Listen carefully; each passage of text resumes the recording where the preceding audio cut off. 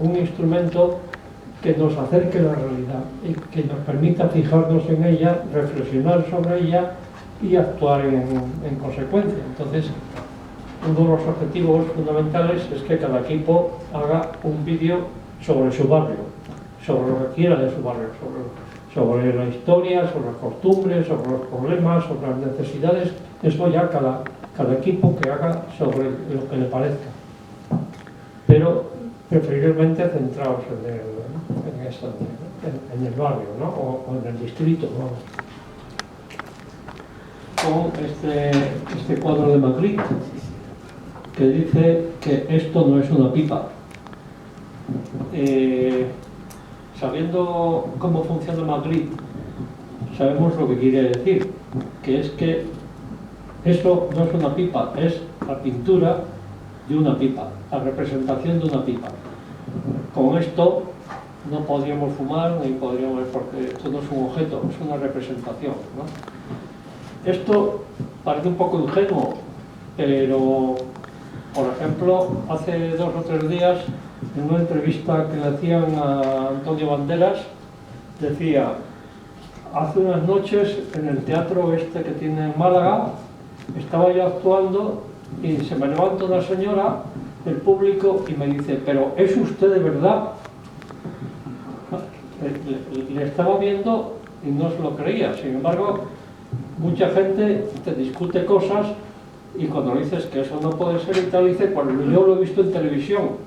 Bueno, pues es que la televisión no es la realidad, es una representación de la realidad que depende de la interpretación que le hayan querido dar. Y entonces un poco por ahí va esto de tener siempre en cuenta que una imagen no es la realidad, y aunque a veces se parezca mucho, ¿no?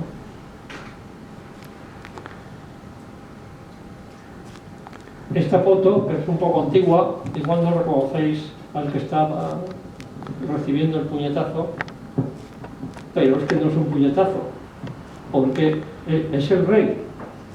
Entonces, en unas maniobras no le habrán dado un puñetazo al rey. Lo que pasa es que si esta foto, como por la pinta que tiene, pues es que se ha hecho de lejos, y entonces cuando se hace de lejos con el teleobjetivo, digamos, acorta las distancias, amontona los objetos. Entonces produce este efecto de que parece que se le está sacudiendo, pero por eso lo que se ve en la imagen no siempre es lo que parece. Hay también cosas que están y sin embargo no se ven, pero las captamos inconscientemente. Eso se suele llamar sensaciones subliminales. El cerebro las capta, pero no somos conscientes de ello. Esto es un anuncio de Johnny Walker, y en el vaso, ahí tenéis lo que se ve en el vaso, una señora distorsionada. Mucha gente no lo habrá visto igual al ver el anuncio, pero le ha entrado a la... Bueno, entonces, las imágenes, como los textos, pueden tener diversos niveles de lectura, y analizar una imagen nos permitirá profundizar en sus significados, ¿no? Pero también nos puede permitir disfrutar más de sus cualidades estéticas. Alguien, desde una realidad, crea una imagen, hace una fotografía o hace un vídeo, pero esa imagen ya no es exactamente igual que la realidad. Se parecerá bastante, a lo mejor, pero de luego no es lo mismo. Y después alguien ve esa foto y genera con esa imagen que ha visto su propia imagen mental, o sea, hace una interpretación de esa foto, igual que nos ha pasado ahora con la foto del rey. Y entonces esa imagen mental que hace cada uno tampoco es igual ni a la imagen original ni a la realidad. O sea que cualquier imagen puede dar lugar a muchas interpretaciones. Esto tiene sus límites, ahora lo veremos. Pero la percepción es personal, cada persona percibe de una manera. Entonces, cada persona hace sus propias interpretaciones y por lo tanto ante una imagen, cuando los espectadores la vean, pueden sacar diferentes conclusiones según sus modelos perceptivos, es decir, a lo que estén acostumbrados a ver. Humberto Eco cuenta que un pariente suyo se fue a Centroáfrica con un equipo médico que querían dar unas clases a los indígenas sobre salud, ¿no? Sobre higiene y estas cosas sencillitas, ¿no? Y les pusieron una película cortita y al final les preguntaron ¿qué es lo que habéis visto? Y nadie hacía nada y insistían, pero y ya uno dijo una gallina y entonces ellos ya se quedaron muy descolocados porque ellos no habían visto, o sea, los que habían llevado el vídeo no habían visto ninguna gallina por ningún lado. Pero cuando fueron al hotel, pues lo pusieron de nuevo y entonces vieron la gallina. Quiere decir que los indígenas lo único que habían reconocido de aquello era la gallina. Lo demás no era de su cultura y por lo tanto no lo podían reconocer. Eso es lo que llamamos modelos perceptivos. También la interpretación depende del momento efectivo en que se encuentre el espectador, de sus ideas, sus gustos, sus necesidades. Y también del grado de polisemia de la imagen, es decir, de las posibilidades de interpretación que tiene cada imagen. Unos tienen más, otros tienen menos. Por ejemplo, aquí este chiste, pues hay una señora que parece la maja de Goya y no sé si se lee, por si no, pues el de más acá dice una composición diáfana y agraciada. Otro dice las pinceladas disciplinadas a la vez que decididas nos transmiten una exquisita sensualidad. El otro dice brillante en su sutil luminosidad. Y el otro que está solo dice vaya tía. Bien, entonces vamos a ver esta relación imagen, realidad, representación para que cuando hagamos nuestras imágenes lo tengamos siempre presente, ¿no? Cualquier imagen puede tener varias interpretaciones, porque depende de las intenciones del productor, pero también de las interpretaciones que haga el receptor. Sin embargo, esas interpretaciones se pueden cerrar, se pueden hacer mínimas, si se le acompañan unas palabras, que serían los pies de foto. Ahora, los límites que tiene esta polisemia son el arte es el que tiene más posibilidades de interpretación y la publicidad la que tiene menos, porque a los publicitarios les interesa mucho que su mensaje sea claro. Entonces tratan de hacer imágenes lo más explícita posible, mientras que los artistas no tienen esa necesidad. A través de la historia y de la prehistoria ha habido muchas formas de interpretar, de representar la realidad. Esto comienza en el Paleolítico y durante 70.000 años ha habido diferentes formas de representación. A un lado aquí están los egipcios, al otro lado está una imagen que debe ser de los beatos, o sea que puede haber una distancia entre ellos de 1000 y pico años. Sin embargo, algún parecido tienen. Pero a partir de ahí los estilos cambian mucho. Los estilos, que es esas formas de representación, dependen de la cultura de cada momento. Por eso son diferentes, aún en la misma época, si las culturas son distintas. En la misma época, las obras de arte europeas y las chinas o las japonesas no se parecen en nada, porque son diferentes culturas y entonces su sistema de representación, su estilo es diferente. Depende mucho de las creencias, de lo que se sabe en esa cultura y de los valores que soportan.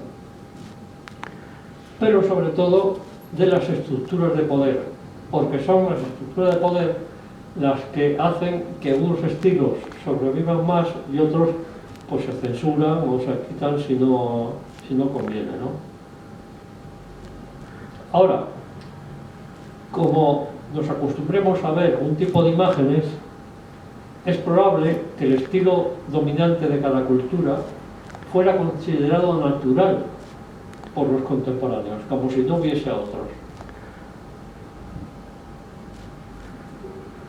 Pero todos los estilos son convencionales. Hay una cosa que es importante, que es la perspectiva. Es un sistema de representación que suele basarse en teorías científicas o paracientíficas o en experiencias. Luego vamos a ver algún ejemplo. Por ejemplo, la perspectiva invertida se basa en cómo entendían la visión en la Grecia clásica. ¿Se ve bien el dibujo? Claro, en la Grecia clásica pensaban que el ojo despedía rayos hacia las cosas, y entonces esos rayos eran los que permitían ver. Eso no es así, pero ellos lo pensaban así. Y claro, si el ojo despedía rayos, era una pirámide en la que el vértice estaba en el ojo y la base, que es lo más ancho, en donde está el objeto. Con lo cual, teóricamente, lo que estuviese más lejos tendría que verse más grande. No cuadra mucho, pero el asunto es que ellos trabajaban con de esa forma, ¿no? Sin embargo, tenían sus trucos. El Partenón se considera que es uno de los edificios más armoniosos que se conocen. Sin embargo, cuando fueron y lo midieron, se encontraron con que era curvado, el edificio era curvado, cosa que simplemente no se veía, y que las distancias entre columnas iban aumentando desde el centro hacia los lados. O sea, no lo veíamos armonioso, pero no lo era. Le habían hecho el truco para que se viera así.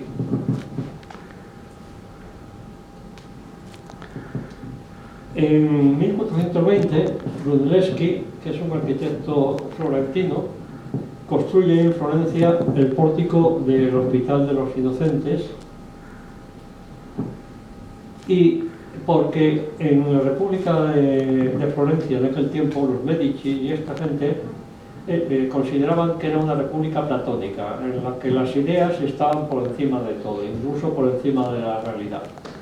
Y Brunelleschi llegó a la perspectiva cónica por medios matemáticos. Pero él no dijo que eso era una perspectiva natural, él la llamó perspectiva legítima. Él sabía que eso no era natural, pero era muy útil para las representaciones. Entonces, ese pórtico que hemos visto alargado, si lo ponemos en un extremo, vemos la perspectiva que hoy llamamos cónica normal, ¿no? Donde hay un punto de fuga al fondo y todas las líneas conducen a él. Entonces, aquí lo que pasa es que la pirámide que los griegos veían como el vértice del ojo, Brunelleschi ha puesto el vértice en el fondo, y entonces ya las representaciones son más correctas. Y aquí él ha conseguido que mediante una sucesión de tramos en ese pórtico idénticos, cada vez parezca más grande la distancia, ¿no? Él tenía un discípulo muy avanzado que se llamaba Masaccio, y unos años más tarde se lo enseña, le explica, y Masaccio lo aplica a la pintura. Eso que se ve ahí es un fresco. Puede parecer una cosa arquitectónica, pero eso es pintura. Sin embargo, en los Países Bajos, por la misma época, 6 años más tarde, Van Eyck pinta este cuadro, que es muy conocido, el matrimonio de Norfini, con el mismo sistema de la perspectiva cónica, pero que allí no habían recurrido a la matemática, habían recurrido a la observación.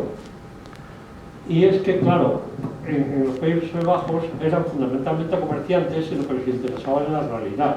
Y entonces se fijaban en las cosas y de esta manera hacen la perspectiva cónica desde la propia realidad. Y además, una cosa que no hubiesen hecho de ninguna manera en Florencia, que era distorsionar alguna parte, pues aquí el espejo del fondo, que es cóncavo, pues convexo, pues se ve la realidad distorsionada tal como se ve en el espejo. Hacen la perspectiva cónica, pero observando la propia realidad. Rembrandt, en este cuadro muy famoso que es la Brigada Nocturna, trata de construir el espacio, representar el espacio por la luz, las zonas de luces y sombras. Y poco después, 20 años más tarde, Velázquez hace las Meninas de esa misma manera, pero más limpiamente, ¿no? Aquí también en las Meninas hay una sucesión de espacios de sombra y de luz, pero al fondo hay una puerta por la que se ve la luz, con lo cual la cosa va más allá incluso de lo que se ve, ¿no? Esto es lo que llaman la perspectiva aérea, que es un sistema más sofisticado que el de la proyección cónica, simplemente, ¿no? Velázquez además trata de representar el movimiento con su propia pintura. Entonces la rueca que está dando vueltas, pues él la hace sin los radios, porque no se ven los radios de la rueca. Si va deprisa no se ve. Pues bueno, pues así lo hace, porque así eso es lo que ve. Sin embargo, ya a principios del 19, Niepce empieza a investigar sobre fotografía. Y Goya, que es contemporáneo de esos años, pues en vez de ir hacia el realismo con la fotografía, pues él va hacia el expresionismo. Ya a finales, en la segunda mitad del 19, se descubre la composición de la retina, los conos, los bastoncillos. Los conos son para el color, para percibir el color, pero solo hay 3 tipos de conos, los que detectan los colores primarios. En el caso de la pintura, el rojo, el amarillo y el azul.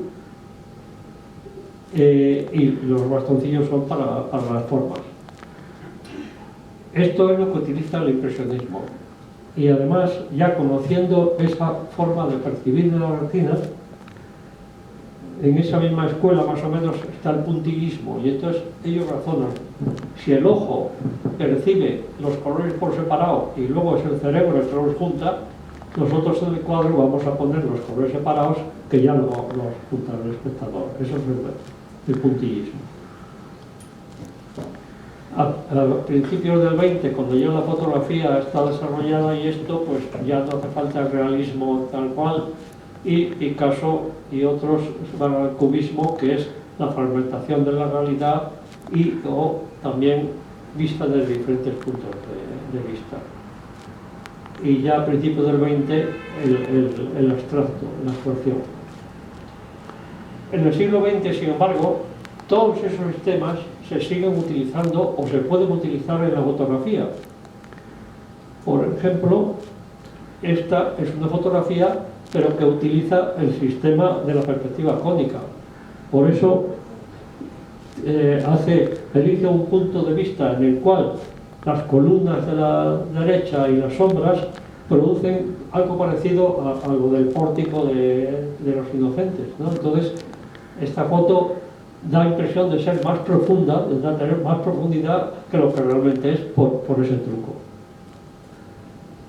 Esto sería una aplicación de la perspectiva aérea a la fotografía. Es decir, en una calle con zonas de sombra y zonas de luz y que da más impresión de profundidad.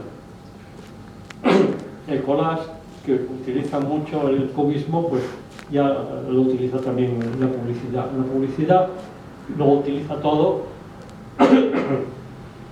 En este anuncio podemos ver, por ejemplo, la parte trasera de Citroën no es real, está manipulada, es como si fuera cubista, la han prolongado para allá, las líneas cinéticas del cómic, la distorsión de la boca de la chica. Los literarios, la Bella y la Bestia, también son utilizados por la publicidad. ¿Hay preguntas sobre este tema? Paso de la guionización es la sinopsis. Hacer en un papel o en el ordenador pues el tema que queremos desarrollar pues en 10 o 15 líneas, un poco qué cosas queremos hacer sobre ese tema que hemos elegido. El segundo paso sería esas cosas que hemos metido en la sinopsis, desglosarlas en bloques y en subbloques. O sea, qué temas, normalmente un tema que elijamos se podrá desglosar en otros temas que lo ayuden a explicar. Y entonces sería eso, ir desglosando esos bloques.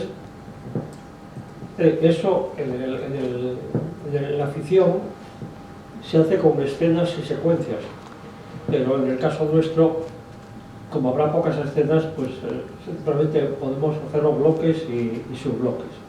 Esto lo vamos a ir haciendo en 2 días, o sea que os estoy explicando simplemente el proceso. El tercer paso ya sería, con esos bloques, organizarlos en una escaleta. La escaleta es poner esos bloques en el orden que nosotros creemos que debe llevar. El cuarto paso es desarrollar por escrito esos bloques y eso sería el guión literario. Y ya el quinto paso de la guionización sería visualizar el guión literario, es decir, hacer el guión técnico en el cual ya vamos explicando en el guión qué cosas se van a ver y qué cosas se van a oír. Os voy a dar ejemplos de esto para que lo veáis con más claridad. Pasamos de la fase de guionización y ahora vamos al plan de producción. Una vez que ya tenemos más o menos claro lo que queremos buscar y esto, vamos a buscar pues las localizaciones, dónde podemos grabar estas cosas que queremos grabar. Nosotros tenemos una limitación grande que es con el sonido. Las cámaras o los de vídeo o los móviles o las de fotografía, la imagen no hay problema, el sonido es otra cosa.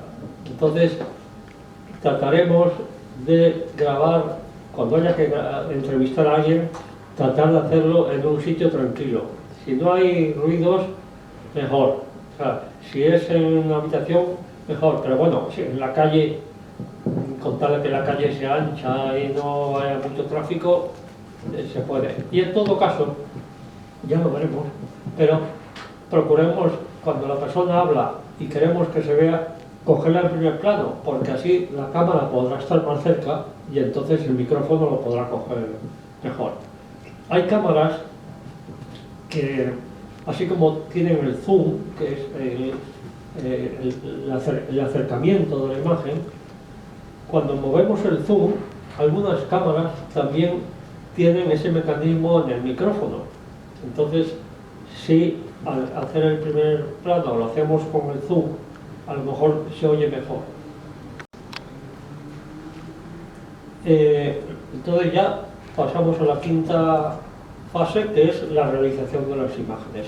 Ver qué cosas hay que grabar, ver de qué fotos o de qué otros vídeos podemos disponer, si buscamos en internet, o si algunas fotos hay que escanearlas. Bueno, vemos cómo vamos a conseguir las imágenes que queremos, ¿no? Aparte de las que hagamos nosotros. Lo mismo, todo esto lo mismo con los sonidos. La sexta fase ya sería el montaje que llaman en el cine o la edición que solemos llamar en el vídeo. Esa fase es la fundamental porque ahí es donde realmente se elabora el mensaje. Y entonces, igual, en función de lo que hemos grabado, igual tenemos que cambiar la escaleta, igual hay que cambiar el orden de las cosas, porque en función de esos elementos que tengamos, pues nos conviene cambiarlo, se cambia, no hay ningún problema. Ya después, eso tanto en imagen como en sonido. Y ya después los títulos de crédito, ¿no? ¿Quién ha hecho esto y tal? Si se quieren poner. Y luego la exhibición en las mejores condiciones posibles. Esos serían los pasos.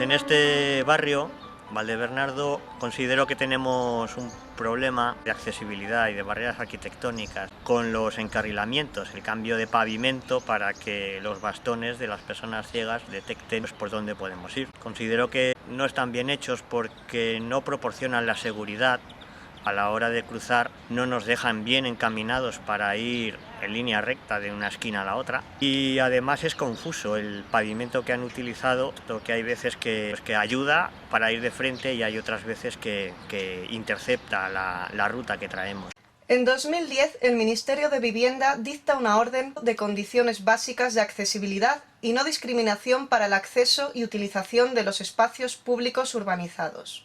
Esta orden dice que todo itinerario peatonal accesible deberá usar pavimentos táctiles indicadores para orientar, dirigir y advertir a las personas en distintos puntos del recorrido, sin que constituyan peligro ni molestia para el tránsito peatonal en su conjunto. Estos pavimentos pueden ser de dos tipos. El de encaminamiento o guía permite a los invidentes caminar seguros sabiendo que no encontrarán obstáculos. El de advertencia o proximidad de peligro está formado por botones formando una retícula orientada en el sentido de la marcha, para que facilite el paso de elementos con ruedas. Cuando hay un cambio de dirección, también se señala con este pavimento. El Ayuntamiento de Madrid puso todos estos pavimentos, pero desgraciadamente los puso mal. Vamos a verlo. ¡Ah! Los alcorques, se me olvidaba. Los alcorques tienen que estar cubiertos y enrasados con el pavimento. Otro problema que tenemos es el de los alcorques y los canales para el agua. Son zonas completamente desprotegidas donde accidentalmente podemos poner el pie y caernos, hacernos daño. Ninguno en este barrio de los alcorques está señalizado ni con un borde exterior ni protegidos con una chapa metálica que permita también que entre el agua en el árbol. Está realmente peligroso. El pavimento que más abunda en nuestro barrio es el de prevención, pero está colocado de manera estética más que funcional y resulta molesto para peatones, carritos de bebé y carritos de la compra. El pavimento que menos abunda es el de encaminamiento, que precisamente es el que aporta seguridad a las personas con problemas de visión. Se supone que es un camino seguro. Vamos a verlo. La persona baja del bus y va al encaminamiento y... Bueno, esta vez no ha habido suerte. Este camino no parece muy seguro. Esto está bien. Bueno, por lo menos no está tan duro. Nos mandan al barro. Se echa de menos un encarrilamiento en las zonas peatonales como es esta plaza, en los parques, no podemos pasear por un parque libremente. También se echa de menos en los bulevares, en los cruces, son espacios abiertos, sin ningún tipo de referencia, donde un encarrilamiento nos ayudaría pues, a llegar a nuestro destino en línea recta con total seguridad. Otro problema que tenemos es con la boca del metro. sobre todo en la boca de metro de Boulevard Indalecio Prieto con Los Pinillas. Desde el punto de vista de una persona ciega total, encontrar la boca de metro puede ser una cuestión de suerte. No hay un encarrilamiento que nos lleve a donde se inician las escaleras de bajada. Se echa de menos el encarrilamiento en el centro comercial. Es un espacio abierto, con muy pocas referencias, y sería muy útil un encarrilamiento con distintas ramas que nos condujeran a los distintos establecimientos que hay dentro del centro comercial. En el Centro de Esclerosis Múltiple y en la piscina municipal de Valdebernardo hay encaminamiento. ¿Por qué no lo hay en el centro comercial?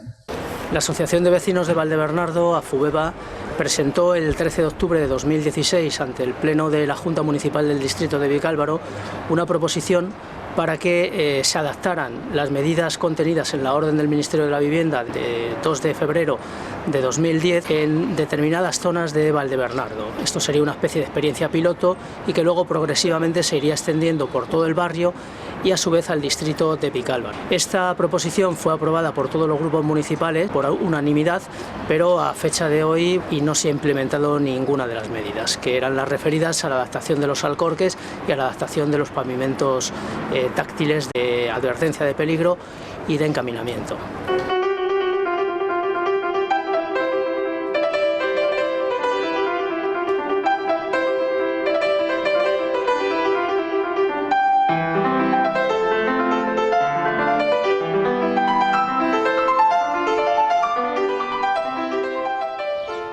Otro aspecto también que me gustaría comentar aquí es el tema de los contenedores de basura. Los ciegos tenemos un problema gravísimo con dos aspectos. Uno, con que nos lo anden cambiando de sitio a cada poco, sin previo aviso. Y otra es que yo a fecha de hoy, y llevo 5 años viviendo aquí, sigo sin saber cuál es el color amarillo, cuál es el color azul y cuál es el color verde. Otro aspecto es el de los transportes públicos, concretamente metro y autobús. Se supone que deberían contar con un sistema de megafonía que nos avise de las paradas. No siempre es así y hay veces que, aun siendo que lo llevan activo, el volumen es tan sumamente bajo que no se oye por el mero murmullo de la gente, de los motores, no se oye. El gobierno municipal del PP se gastó un dineral en colocar todos estos pavimentos por todo Madrid, pero fue un gasto inútil ya que no cubrieron las necesidades para las que fueron destinados. ¿Tendremos que volvernos a gastarnos la pasta para enmendar el error anterior? ¿Se podrán pedir responsabilidades económicas a los autores de la chapuza?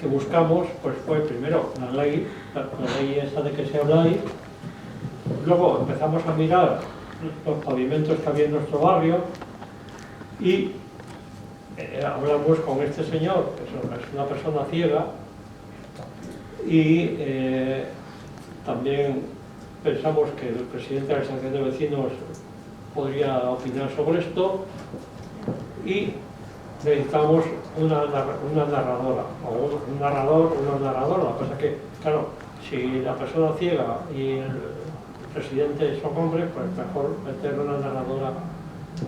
Y entonces, un poco con esa documentación, ya montamos la escaleta. Lo que me gustaría ahora es que, por equipos, durante 10 minutos, por ejemplo, pensaseis en vuestros barrios sobre qué tema os gustaría enfocar vuestro vídeo. En los 15 días que hay entre sesión y sesión. Y luego aquí vengáis y contéis qué problemas habéis tenido y entonces trataremos de ayudaros a resolverlos Pero entonces el trabajo real lo haréis vosotros en vuestros barrios. Y entonces lo que sí os voy a ir diciendo pues es esto. Yo en este momento tengo colgados más de 50 vídeos en YouTube. Entonces eso me ha dado una experiencia en vídeo doméstico, porque yo siempre he trabajado con vídeo doméstico, porque claro, dando clase de formación de profesorado al profesorado en los colegios pues no tiene más que cosa doméstica, pero se pueden hacer muchas cosas. O sea que el sistema de trabajo que yo propongo es un sistema muy comprobado y yo creo que bastante sencillo. O sea, a lo mejor yo no lo explico bien, pero yo creo que va aquí, y además lo que no se entiende hoy ya se entenderá el próximo día. Que me explicaré mejor si me preguntáis de nuevo o lo que sea. A mí que me preguntéis muchas veces no me molesta.